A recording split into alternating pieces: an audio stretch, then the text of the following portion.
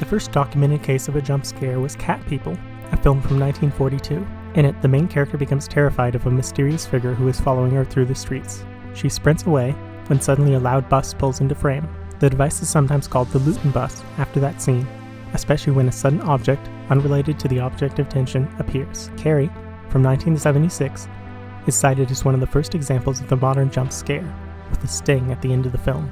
John Carpenter's The Thing is arguably the most effective jump scare of all time. It was released in 1982 and was part remake, part adaptation. One of Carpenter's favorite films growing up was The Thing from Another World, released in 1951. Ultimately, though, The Thing was based more on the original novella, Who Goes There, leaning away from the Red Scare politics that dominated the original and embracing the fear of isolation. While the film has a number of jump scares, the most notable is the off-parody blood test scene. The basic plot of the film is that an alien creature has crash-landed into the Arctic.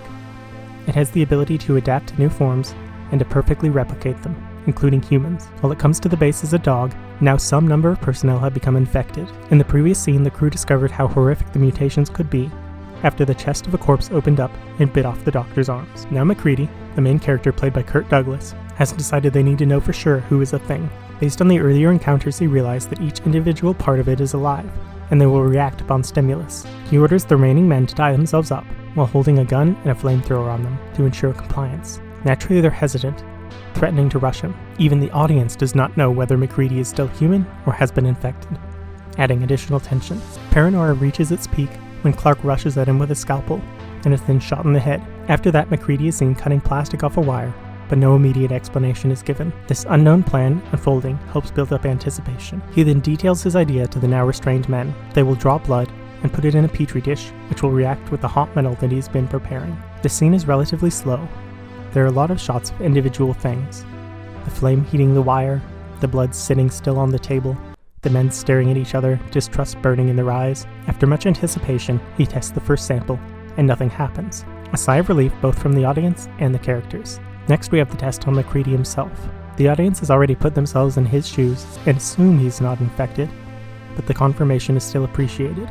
The two already dead men are then tested, confirming that they were human, including Clark. As Child says, this does mean MacReady killed an innocent man, although self-defense is surely invoked. At this point, while it's been told that the test works, it's still not assured.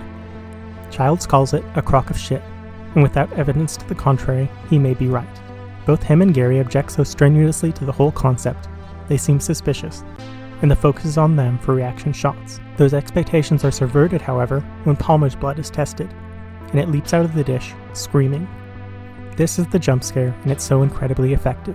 There are a few elements that make up the event itself: the sight, the sound, and the aftermath. This nails all three. In terms of effects, the blood leaping is sudden, but also sort of expected. The audience is told it will react to the wire in some way, but not exactly how. This creates tension, but also anticipation, meaning that while it's sudden, it's not unexpected and doesn't feel cheap. Then the audio cue is distorted humans screaming, possibly with some other animals in there. For the effects on the thing, they used lions, dogs, and sea lions to create the different tones, although there is little information about which was used for the individual scenes. It's loud without being obnoxious, and only lasts a short period of time, less than a second. Then, after the surprise, the suspense doesn't end. It's not a Luton bus, but a frightening thing for the characters in the scene. The living blood crawls away, and Palmer starts to shake.